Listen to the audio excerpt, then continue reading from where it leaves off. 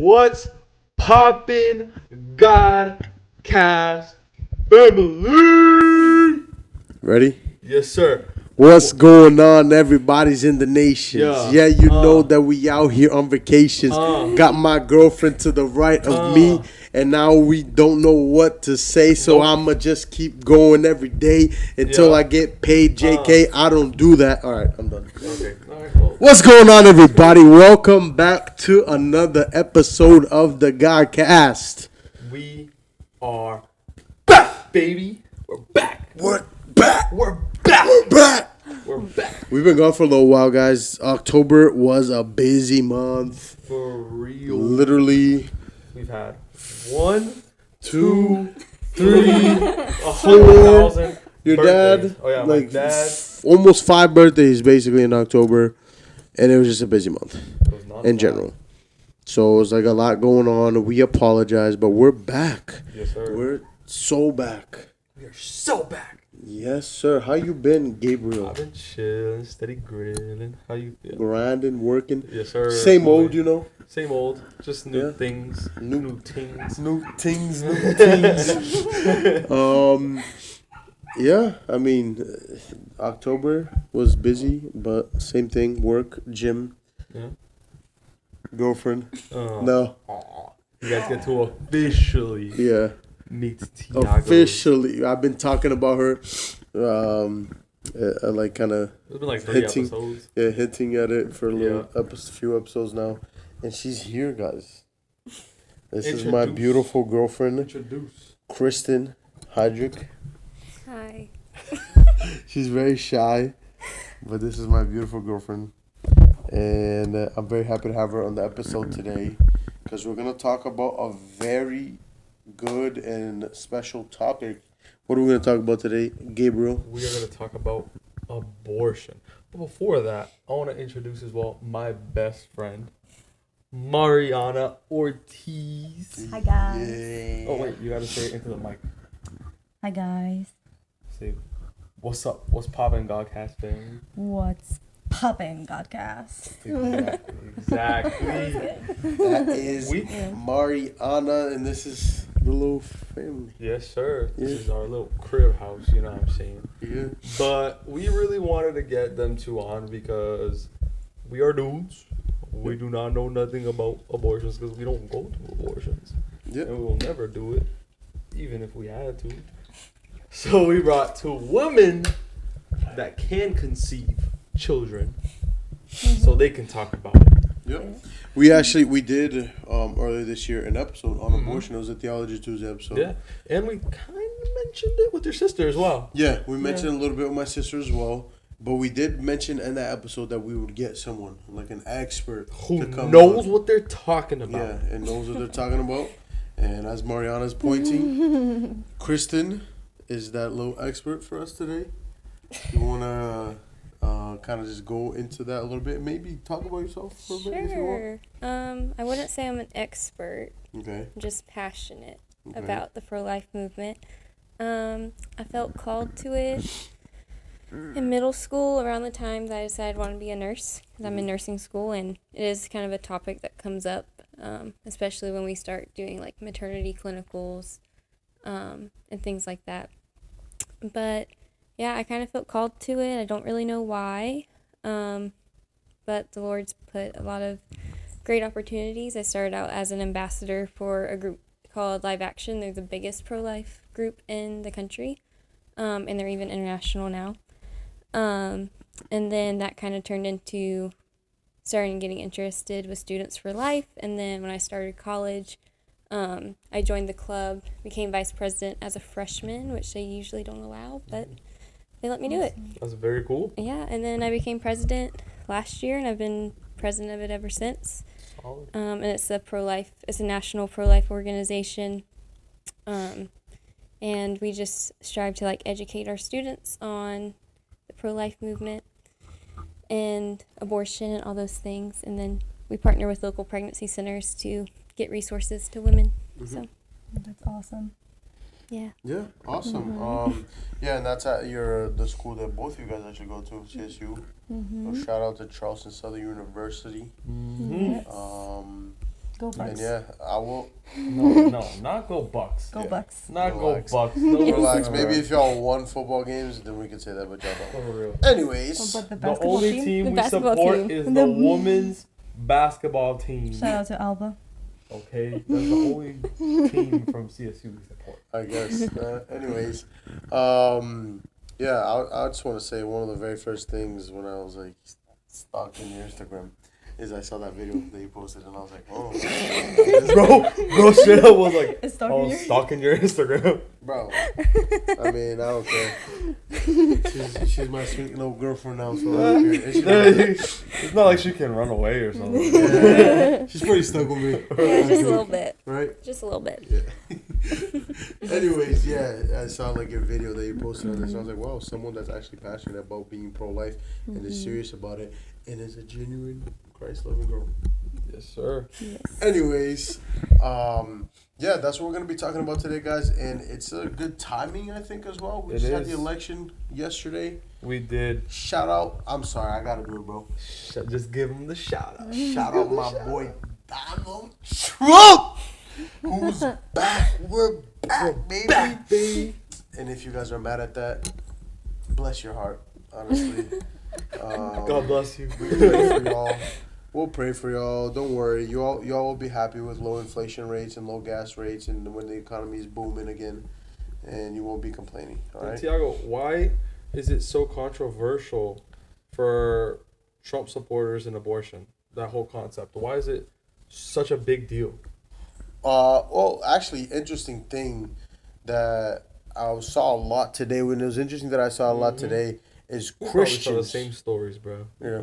Is Christians like questioning other Christians? Oh, why'd you vote for Trump? Why do you support Trump? He causes division, right, and things like that. And I'm like, as a Christian, right, who reads the Bible, and follows Christ, how can you possibly? And I posted this on my Instagram story today, and nobody responded and DM'd me about it. I asked, I was like, someone please explain to me that if you're a Christian, how can you possibly justify voting for Kamala Harris, who is a very open pro-choice and pro-abortion in general, Yes. and like literally wants to legalize that thing into the point where you can get an abortion like how many weeks out that they want to do? I don't even know. Till birth. Yeah, basically till birth you can get an abortion till, and they wanted to bring back Roe v. Wade, which was worked so hard to be overturned and stuff like that. You know, so I don't understand how a Christian can support that, right? Obviously, and I said this in my story as well, Donald Trump isn't Jesus Christ, so he's not going to save this country. Yeah. The only person that can save this country is Jesus Christ, right?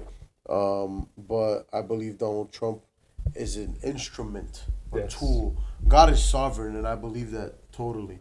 Exactly. Right? And I saw a thing today where it was like, if Donald Trump had won back in 2020, this is how sovereign God is. Pay attention to this. If Donald Trump had won back in 2020, he would have had to deal with a Democrat House and Senate. Yep. Right, no bills would have been passed.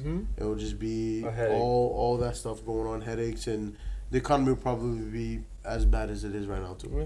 You know, and then now come 2024, he wins, and then the Republicans get the House and the Senate back as well. And guys, this is coming for you guys that know us, coming from people that used to be very liberal. Oh yeah, Us three, I, Tiago, and Mariana grew up very liberal. yep.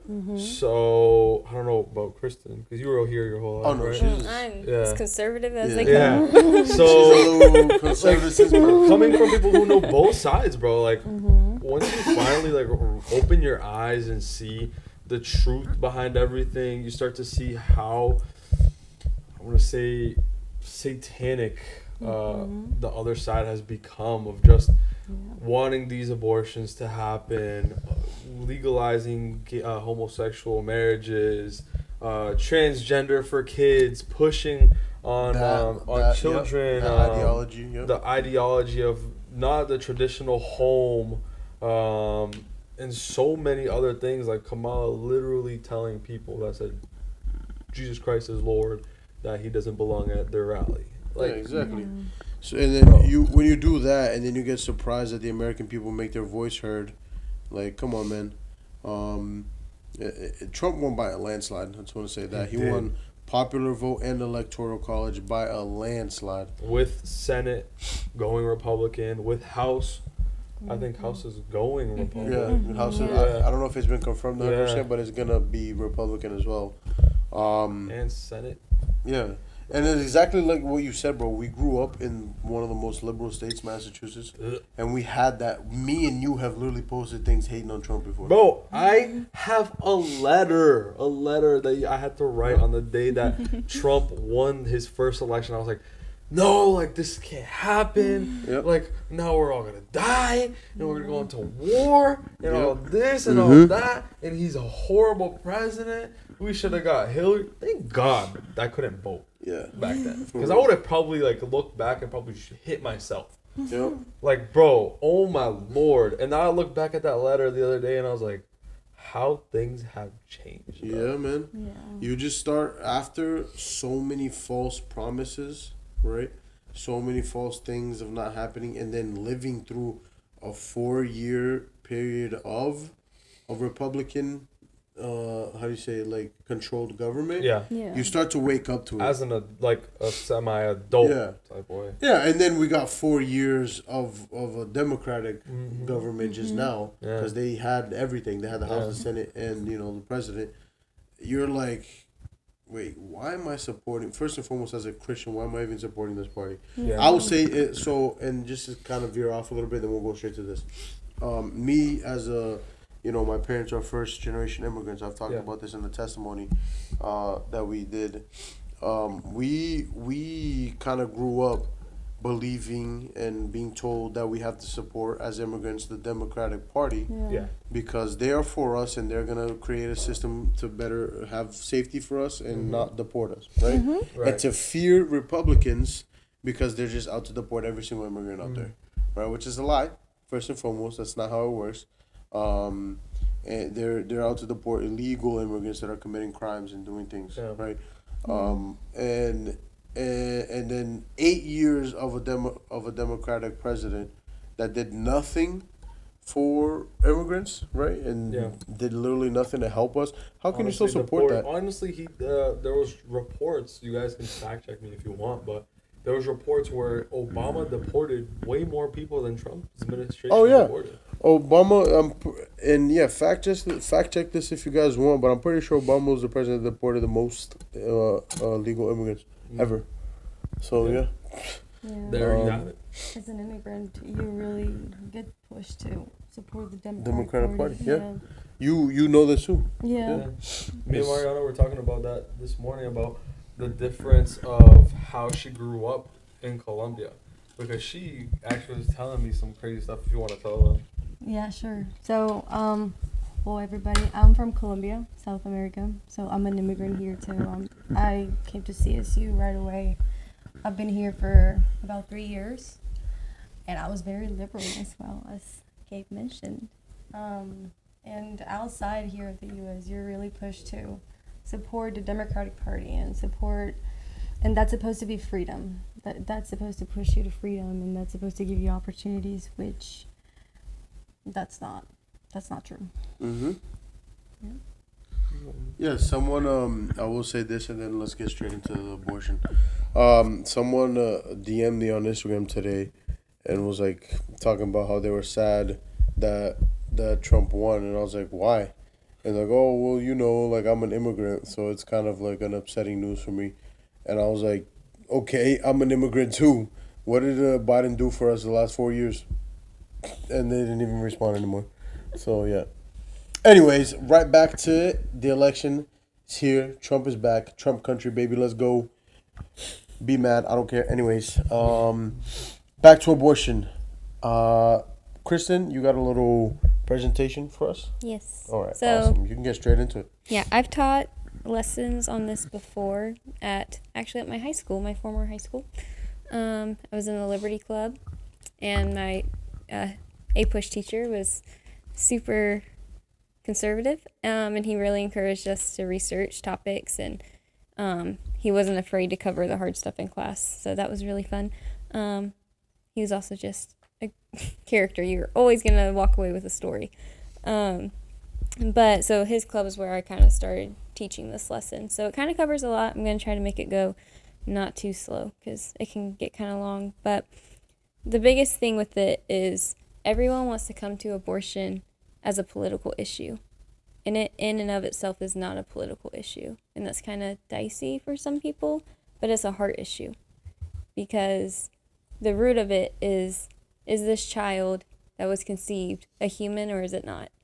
And until you have that point figured out, then nothing else matters. Mm-hmm. And laws aren't what makes hearts change. It's morals and understanding and ideologies that make laws change. And then the laws come to help that. Like, we all grow up learning not to steal and not to kill people. And then there are laws to support that. Like, we don't follow those things because they are the law. We follow it because it's the moral thing to do, whether you're Christian or not. It's also not purely a Christian issue. A lot of religions are anti-abortion.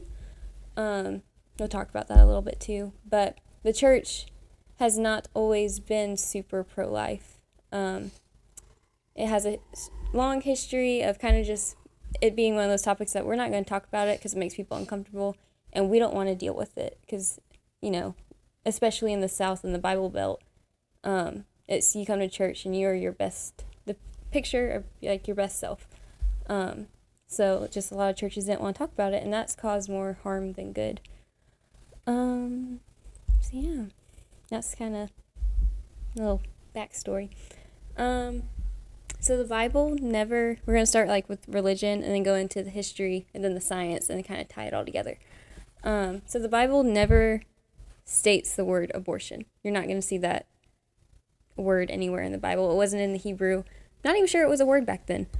But the Bible is very clear that God does value life. You see it in Exodus and Matthew, Psalms, Proverbs, Luke, Jeremiah, John, Psalms, again, lots of Psalms, especially Psalm 139. You knit me together in my mother's womb. Yeah, so the Bible doesn't... You want me to pull that one up? If you want to. Because I didn't write that stuff down. Okay. But yeah, so it never says the word abortion, but it does talk about life. And, Jesus came to us as a baby. What a more pro-life story than the Savior of the world coming to us as a baby, when the Lord really could have brought Jesus in any way he wanted to, and he brought him in the most humble of ways. Something interesting as well, me and Mariana were talking about, is the way that the devil, even back then, me and Tiago have mentioned this in our other episode about abortion, but when Jesus was about to be born, the devil did whatever he could to kill baby Jesus. He had told, I forget who was the king, but for him to get all of the, I think it was like male under 5 years old or something like that, to be killed. Same with Moses and everything. So it ties into it a lot as well.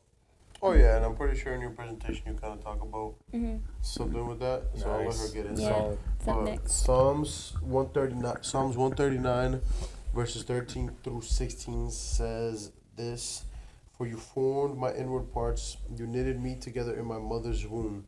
I praise you, for I am fearfully and wonderfully made. Wonderful are your works.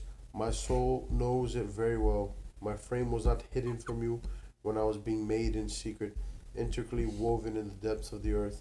Your eyes saw my unformed substance. In your book were written, every one of them, the days that were formed for me, when as yet there was none of them." Yeah, so that's what's credited as like the most pro-life verse in the Bible. It's one that you'll hear the movement quote a lot, especially with like religious organizations in the movement. Students for Life is not a religious organization. We just happen to have a chapter at a Christian school. But you don't have to be Christian to be pro-life. And if you are Christian, you probably should be pro-life. We'll get into that in a minute, but I don't understand being Christian and pro-choice. Doesn't really go well together. So if you look back, a lot of people assume that abortion is just a modern issue, but it really dates back 2,000 years before Jesus' birth. This is all information from a professor at CSU that wrote this as a resource for our club years ago. I don't remember the professor's name. I'm sorry, but Shout out to you, Professor. Don't copyright. So it was practiced by the Egyptians and the Mesopotamians. The Greeks and Romans also used it for a variety of reasons. The Jews of the time opposed it unless the mother's life was in danger, which we'll also talk about later, about why that's not necessarily a valid argument. Mm-hmm. And so for most of Christianity, it kind of follows like Jewish tradition. It's kind of like how it started. So they follow the lead of like that belief. So the idea of Christians staying out of abortion and the topic as a whole is a brand new idea. Like, people will say all the time, oh, Christians shouldn't say anything, like, shouldn't have an opinion on it, keep religion out of it. But religions have been practicing this for so many years, like back before Jesus was born. So why is it now that we're supposed to stay out of it when I think Scripture tells us the very opposite? So yeah, that was a little theological background. But the history of it is what makes people a little uncomfortable. It's my favorite part to talk about because I'm like, well, if you can't agree with it, then you probably should rethink your opinions on it. So the history of the abortion movement in America, at least, it's kind of Planned Parenthood is kind of who headed it up, if you want to see it that way. They're kind of the biggest abortion providers in the country. They were founded by Margaret Sanger. She was a known eugenist and racist. She didn't try to hide it. 79% of Planned Parenthoods, even still today, their surgical abortion facilities specifically, are found within walking distance of minority neighborhoods. So African American neighborhoods, like lots of immigrant neighborhoods, that's who she targeted. She pushed for abortions, sterilizations, and implanted contraceptive devices in Africans in Africa before they could come to the United States. Wow. She also frequently spoke at KKK rallies and advanced racist projects and reforms. I can go fact check this if you want. You can, yeah, it's all on the internet. That stuff I didn't even know about. I didn't know that bro. either. That's Yeah. crazy. Like, I know that they can fact check this. Yeah. And in 1939, she wrote a letter to Dr. C.J. Gamble, who was an African-American doctor, and urged him to hire full-time black doctors, getting more black women into clinics and gaining their trust even though they were being lied to.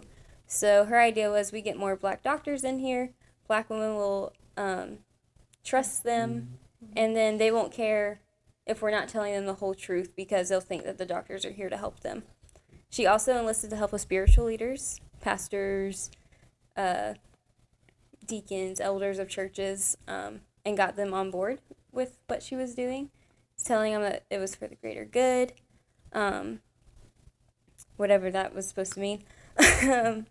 And current workers of Planned Parenthood say that the racism still continues, even though Margaret Sanger isn't here anymore, saying that there is still racism within the company, pay inequity, and lack of upward mobility for their black staff specifically. Wow, that's So, wow, okay. 'Cause, Yeah. So, Planned Parenthood is this, like, I feel like, in my opinion, is this, like, kind of worship thing where people are like, oh, it gives women the necessary health things that they need.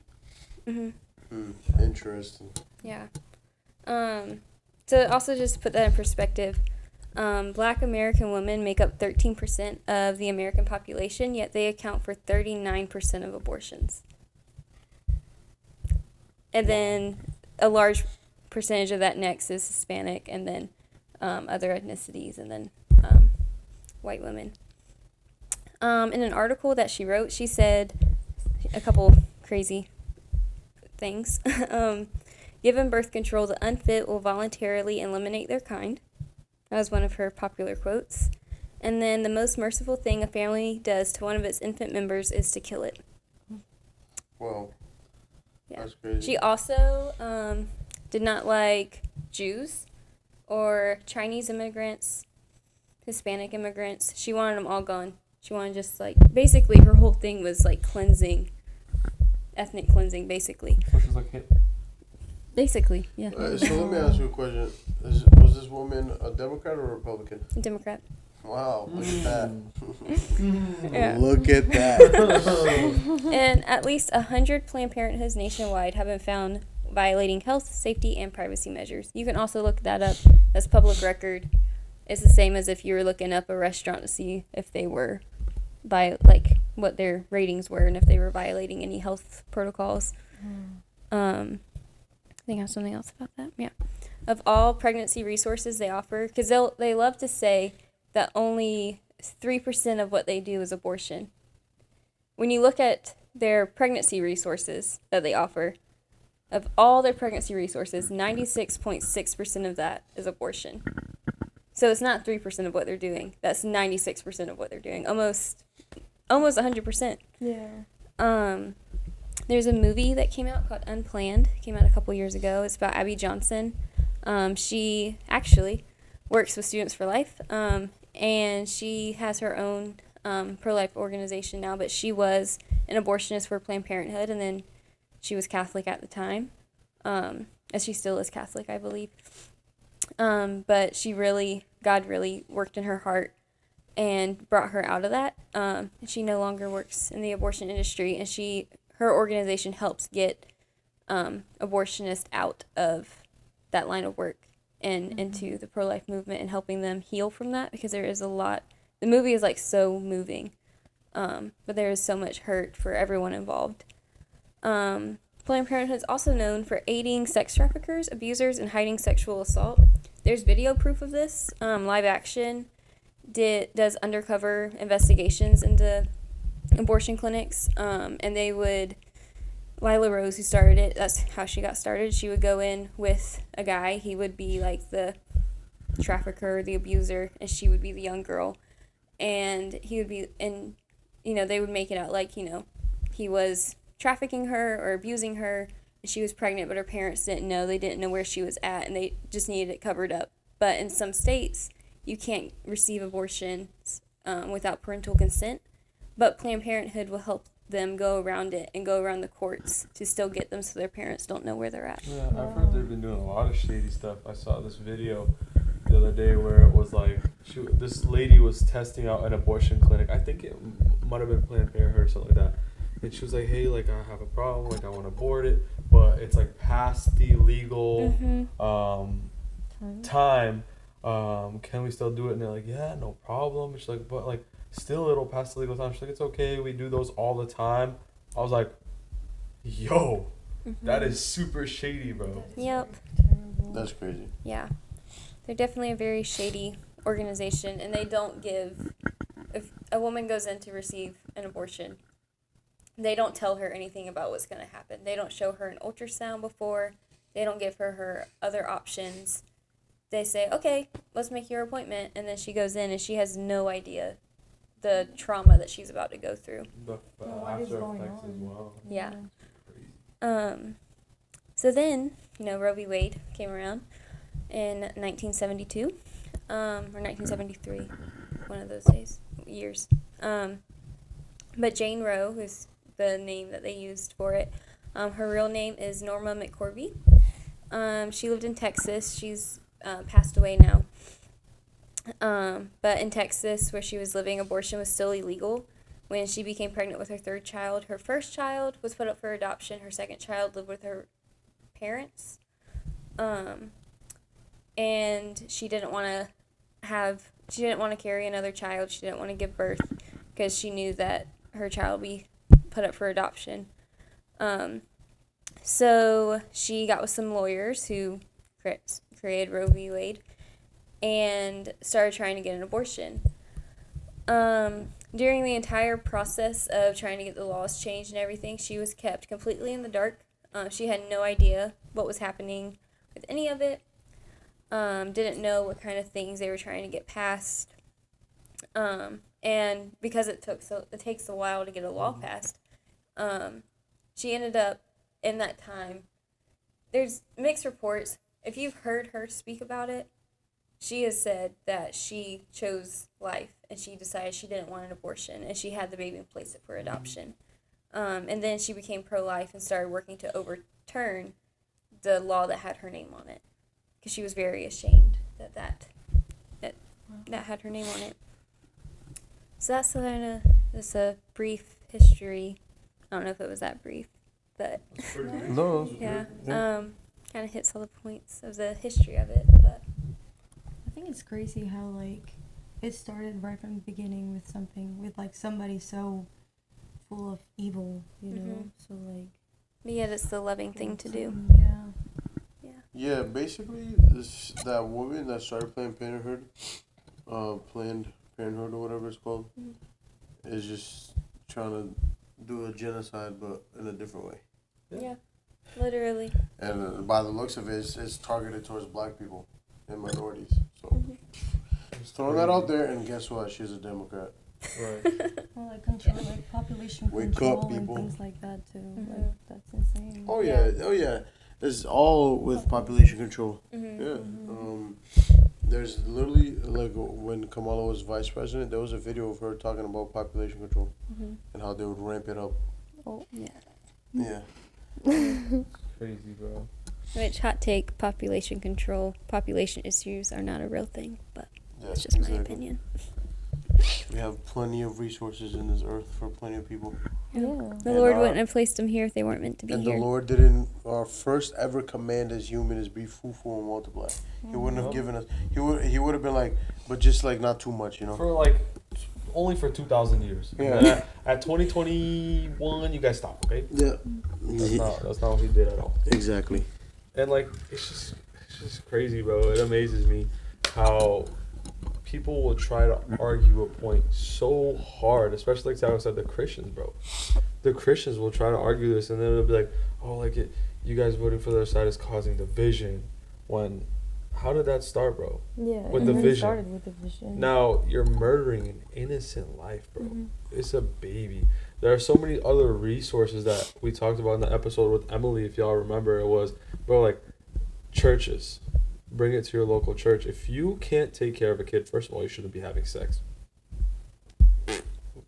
Throw it up there. Period. Throw it out there. You should not be having sex. Sex was made for pleasure with your husband and wife and reproduction. Yep. What is the consequence of sex? A child. A child. So if you're having sex, you understand the consequence. Mhm. Period. That lady had, what, 2 kids? And then she was like, oh, I can't have a third. Bro, why are you having sex? Close your legs, bro. Yep. Well, it's what I was mentioning to like us earlier over here. People don't like getting the freedom of their sin being taken away. You know, they like to be in their sin. They like to live in their sin and not have anyone tell them anything about it or have an opinion about it or make it hard for them to commit their sin and not have any consequences to it. There's so many other options, bro. Yeah. And it's like Kristen said, like a lot of these women would go in and not have the option.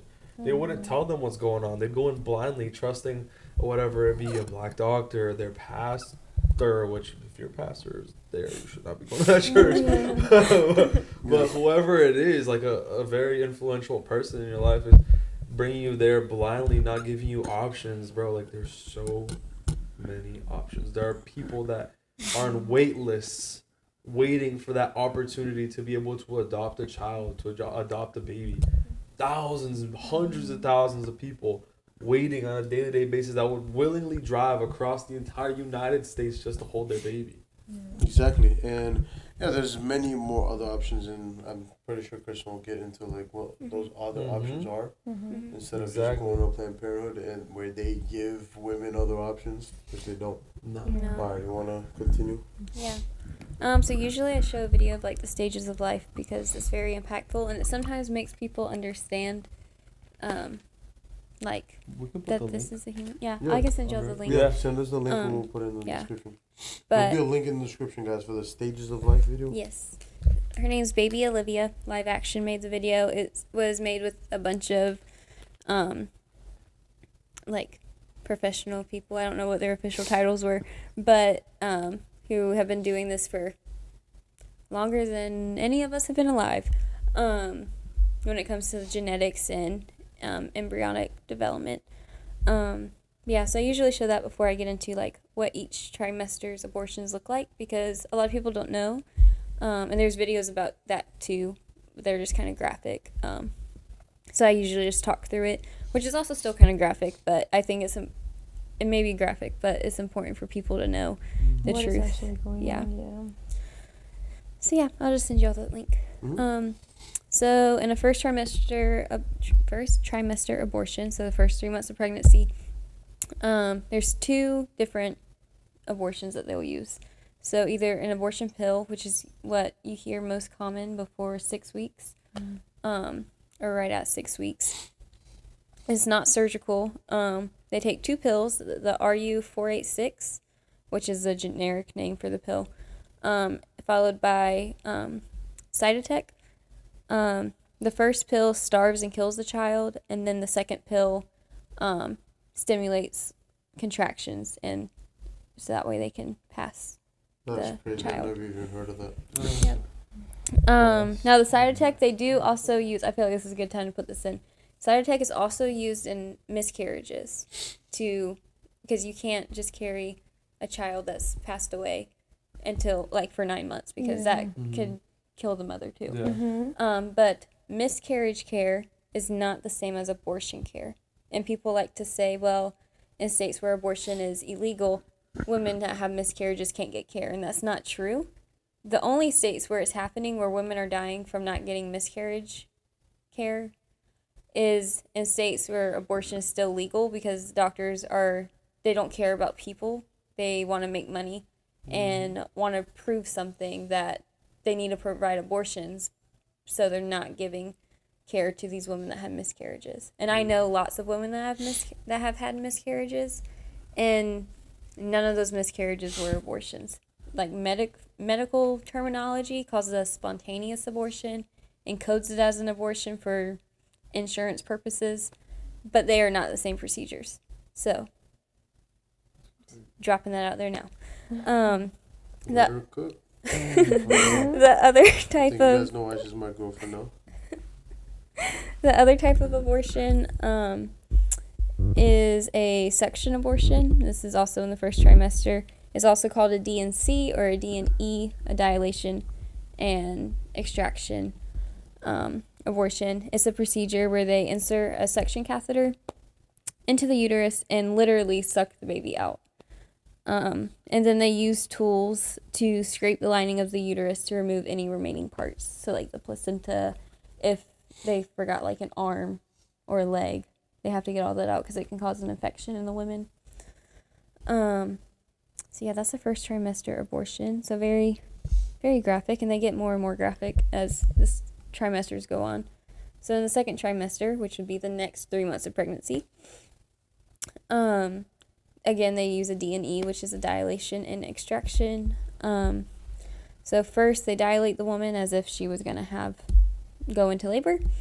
And then they use instruments to dismember, so forceps and pulling apart the baby, literally limb by limb, and then pulling them out. And then they would reassemble them in a tray to make sure they got all the pieces. Yeah, and they don't tell women that. They do it all through ultrasound. They don't let them see the ultrasounds before. They don't get to hear the baby's heartbeat, because you hear the heartbeat at 6 weeks. The heartbeat can be visible as early as 4 or 5 weeks through an ultrasound. Yeah. And then in the third trimester, in a lot of states these are illegal. Most conservative states have 6-week bans, which is a start. Obviously, we'd like to see it where they're completely banned. But in states like California and New York, you can still get a third trimester abortion, which, big shock, they're Democrat-ran states. So between 25 weeks and full term, they'll perform an induction abortion, which is first they give a lethal injection that causes cardiac arrest. It is the same lethal injection they give to inmates on death row. What the? Literally the same medication. The labor is induced, and then the mother delivers a stillborn. So, Yeah, and then there's also partial birth, which is not very common in most states, but again, in some very, very liberal states, they do happen. So they use forceps, and they're really sharp if you're medical and have ever seen forceps, but they're very strong, like almost like pliers, I guess would be the best way to describe them, or like tongs. That's a better way. Really strong tongs. That when they get gripped, they don't let go.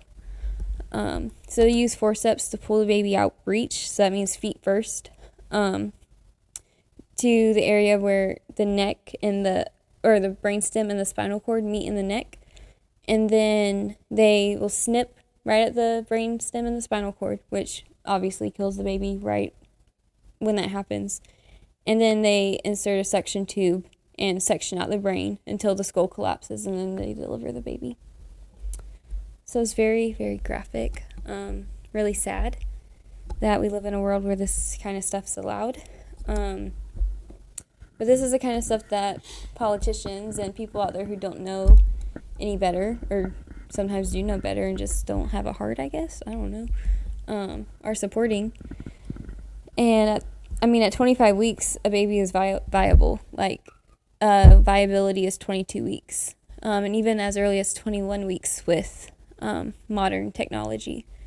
So yeah, that's abortions. They're kind of graphic. But, it's better you know the truth than not know it and then have a procedure and then are traumatized from it because you didn't know. Because that's usually what happens. I think as a woman, like, we don't really get told this as much, you know? Like, we don't really know what is going on. And all the people that are like, oh yeah, like, it's the easiest thing, and like go and abort and like go and do all these things. It's so like romanticized in some way, you know? Because it's just like, oh, well, you are pregnant, like, oh, okay, well then go and abort. But then you don't really know, people don't really know what is actually going on. And that's why it's awesome that you're like telling them. Yeah. Something that needs to be talked about, even if it's graphic and even if it makes people uncomfortable. It needs to make people uncomfortable because there are consequences. And all those that we talked about do carry a lot of risk. Any medical procedure carries risk. Pregnancy in and of itself carries a lot of risk.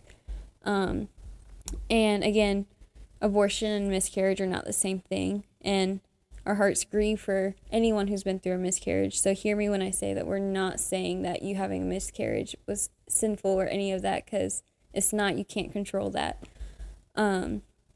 Sometimes the Lord takes babies home before that we would be ready for it, but he had a plan for it and a purpose for the pain, even if it doesn't make sense.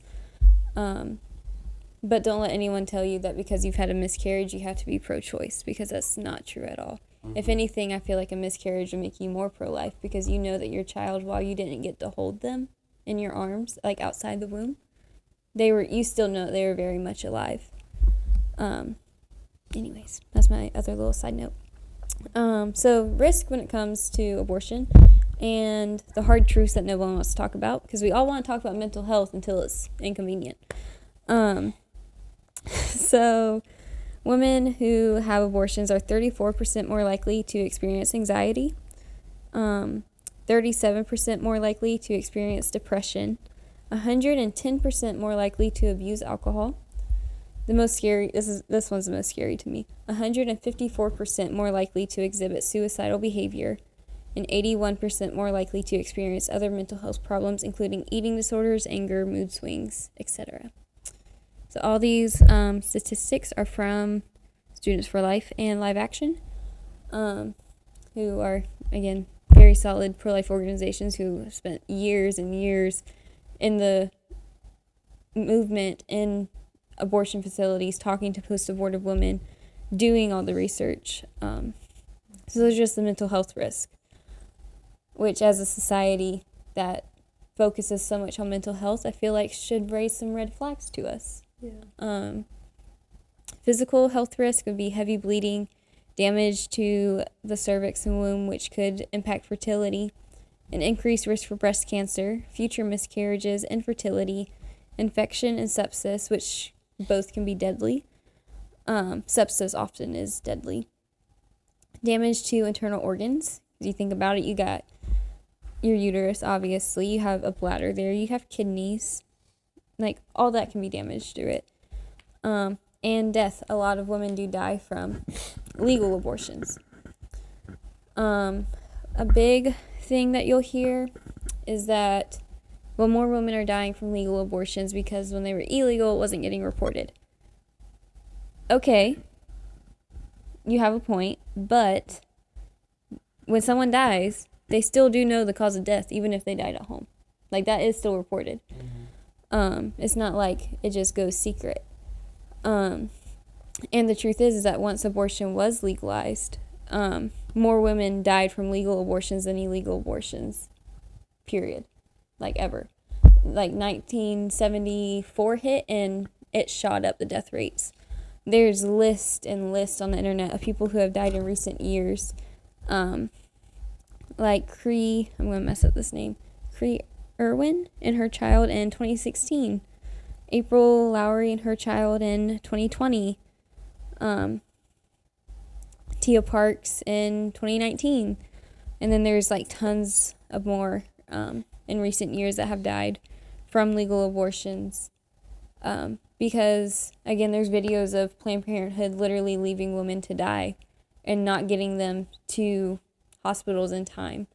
There was one a couple years ago that circulated that a woman went in for an abortion, I think in like the second trimester, and just started like afterwards like hemorrhaging.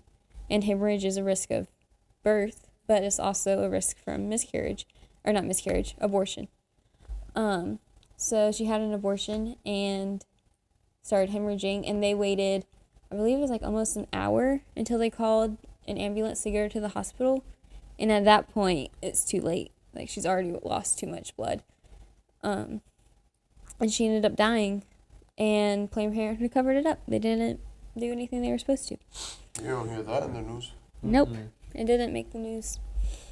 The only reason that people heard about it is because her family raised Cain about it. They were like, we're going to talk about this. But yeah, so that's kind of the science about it. So it kind of shows it's more than just a religious issue. It's more than just a political issue.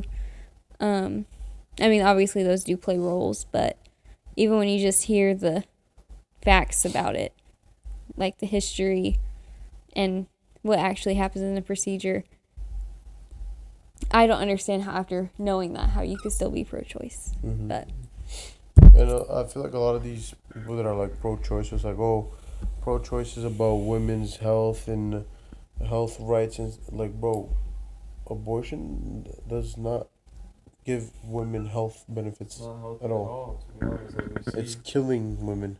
Yeah. Right. So if you really do care about all those things that you talk about, you shouldn't be pro-choice.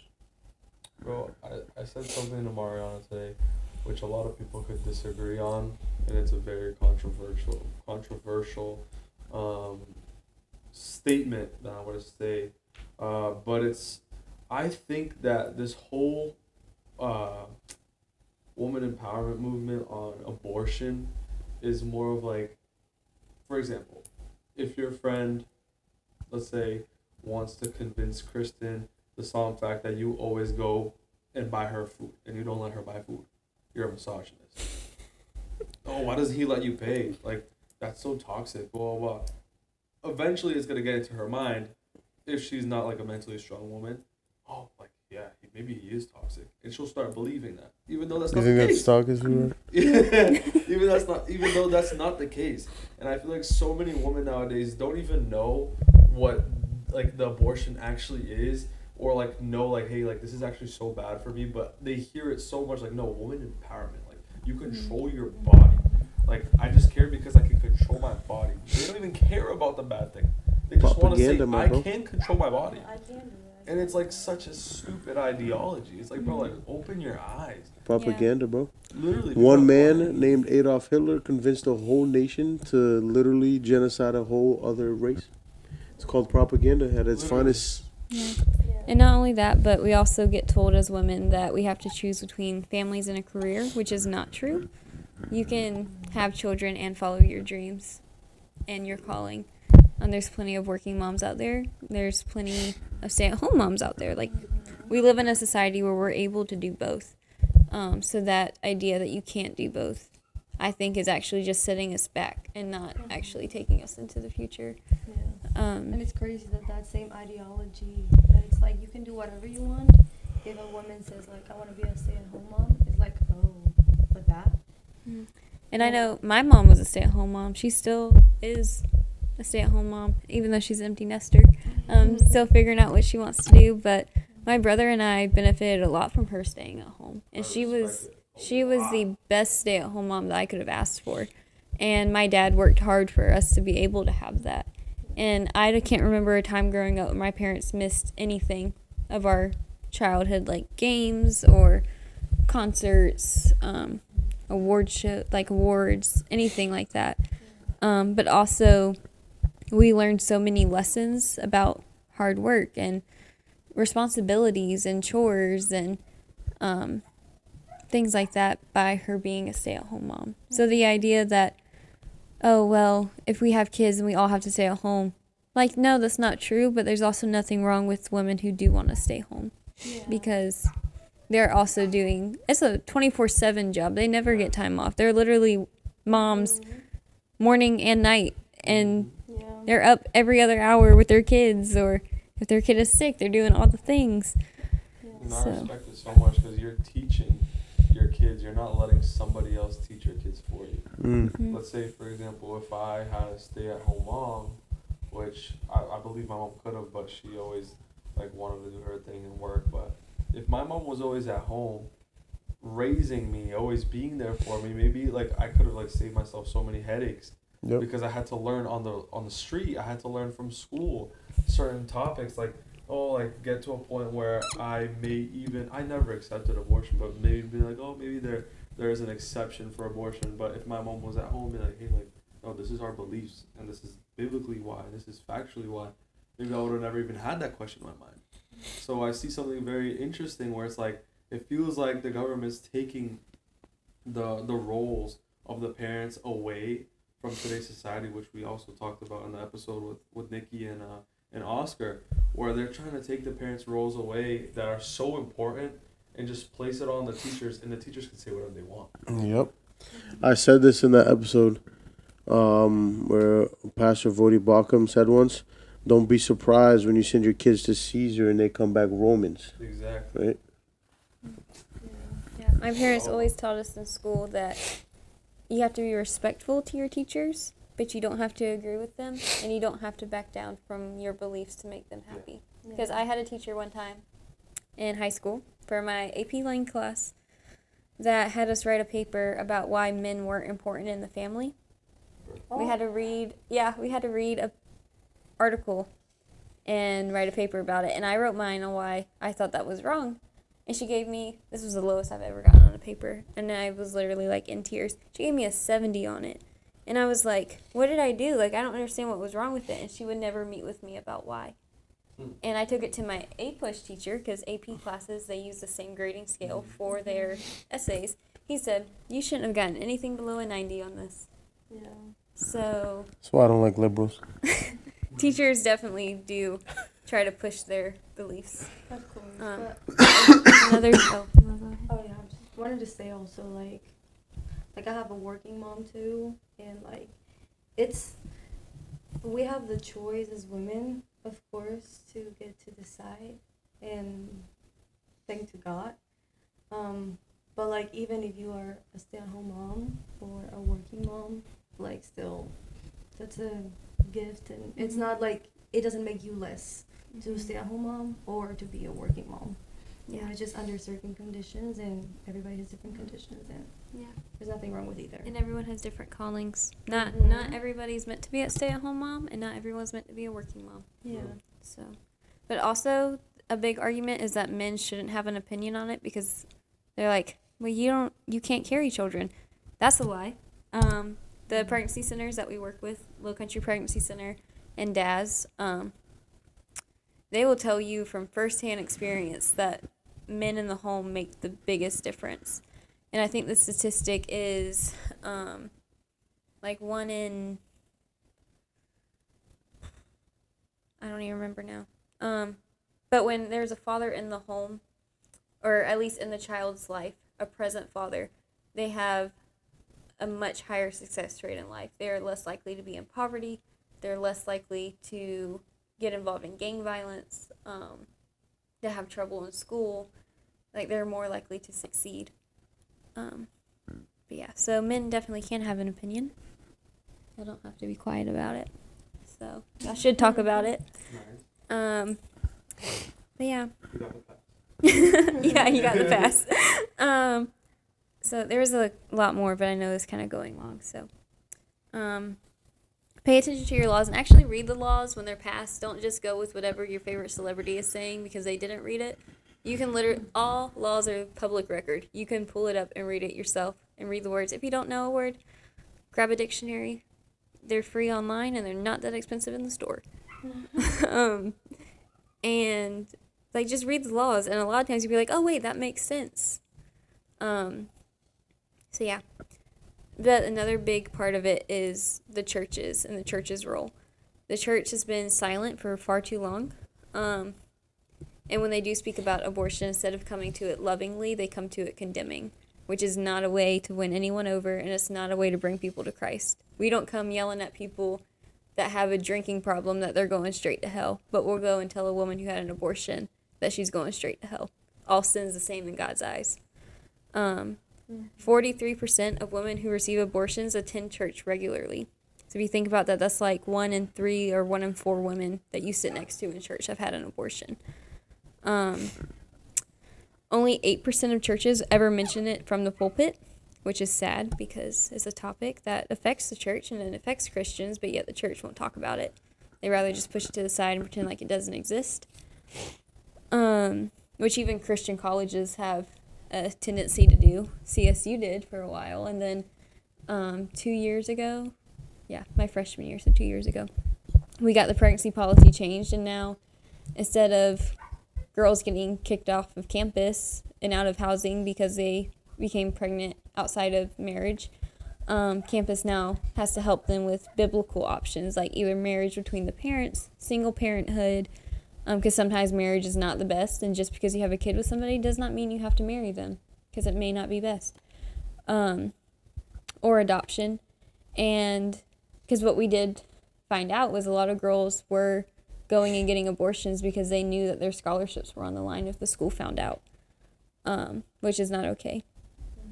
So as a church and as a Christian community, as a global church, we really need to be talking about this topic from the pulpit and letting women know that there is healing and there is grace for them, just like there's healing for any other kind of sin, and that it doesn't make them unworthy in God's sight, because there's Bible studies called Forgiven and Set Free. There's also Embrace Grace groups. Forgiven and Set Free is specifically for post-abortive women. It doesn't matter how long ago you had an abortion, you can come to it and receive healing.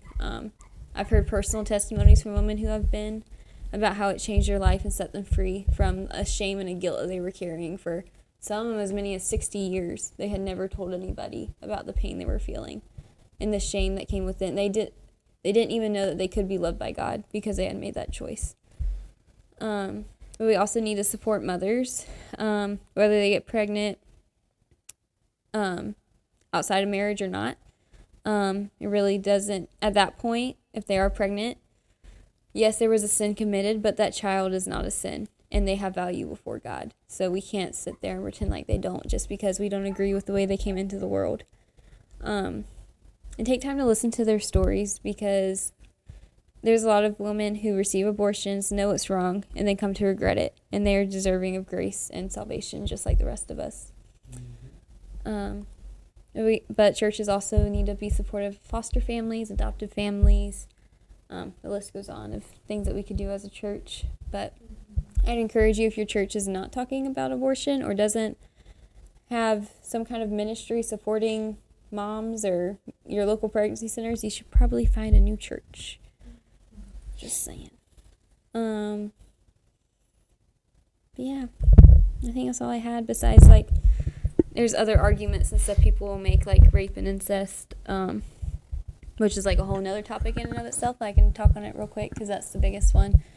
But when it comes to, those make up less than 1% of all abortions. So what you're doing when you make that argument is you're pulling out the most extreme circumstance. It's like, well, who would you say first in a fire? Your mom or your dad? Like, what? Like, of course I'm going to want to save them both. But when it comes to rape and incest, yes, those are horrible, horrible things. And God hates those things. They're sins. They harm his children. But if a child is conceived out of those circumstances, it does not make them less valuable than a child who was conceived in marriage. That child still has value.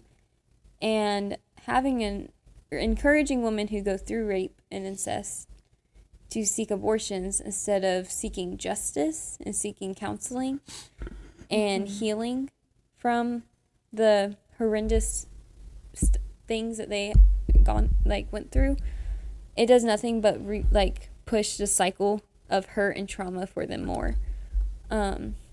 Yes, it's going to be hard because they're going to have that constant reminder of what happened to them. But if they have an abortion, they're still going to have that constant reminder of what happened because they're still going to have follow-up appointments. They're still going to have, records that they had an abortion. Like, they're going to know. Yeah. It's not like it just magically goes away when they have an abortion. So, to me, when you make that argument, what you're doing is, one, discrediting the act of, oh, well, if they just do this, it all goes away. Like, no. Throw that man in jail and throw away the key. Like, I don't really care what happens to him. Bye.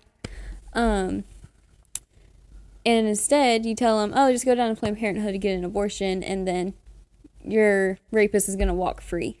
Like, no, because they're going to cover it up. And a lot of times by then it goes unreported, and then he's just out here walking the streets, doing what he wants and harming other women. Yeah. So instead, we should be fighting for justice and counseling and some stricter laws on guys that do things like that. Yeah. Child support too. Yeah, child support. Yeah, you shouldn't just walk away free. Anyways, that's control. Yeah. There's so many other things that can be changed rather than just pushing for the easiest, which we just saw there's like the most radical option. Yeah. Perfect. Mm-hmm. Yeah, I mean, nothing else to say though. I don't either. Christian said it all. That was great. Good job. Thanks. Great job. Mm-hmm. That was awesome. Well, guys, that was our full in-depth episode on abortion. Thank you so much, Kristen, for educating us. I learned a lot. I did as well. Just a lot of stuff I didn't even know. For real. It's a horrible thing, guys. Just you need to be educated about it instead of listening to your favorite celebrity, right, or artist or whatever you want to call it. Like Kristen said, because they are paid. If you haven't noticed yet, or if you don't realize that, they're paid to say those things. Yeah. Okay? They don't care about you. Sorry to tell you that. They don't care about you. They're just trying to make their money. Exactly. Anyways. And if you look into some of them, a lot of them also have pro-life stories. Like Nicki Minaj has had a couple abortions and has come to regret them, and she now has a song about it. Justin Bieber's mom was encouraged to abort him, and she didn't, so now we have Justin Bieber. Raylan, she's a country singer. Her mom was going to have an abortion because she had an affair and got pregnant, and she made the appointment but then decided to skip it and told her husband what happened. And they worked through it. It was hard, but she's here now. And so yeah, some of your celebrities probably have pro-life stories too. Exactly. So. Exactly. Which is great. Mm-hmm. So yeah, want to thank you guys again one more time, Kristen and Mariana, for coming on. It was great to have you guys on. You guys are more than welcome whenever time you guys want to be on our episode. Yes. Whenever agreed. You guys want to come on, just come on back. Agreed. Thank you guys so much. And yeah, guys, this is what we got for y'all today. We'll catch you later. We'll catch you guys later. God bless y'all. We love y'all. Peace. I bring my heart.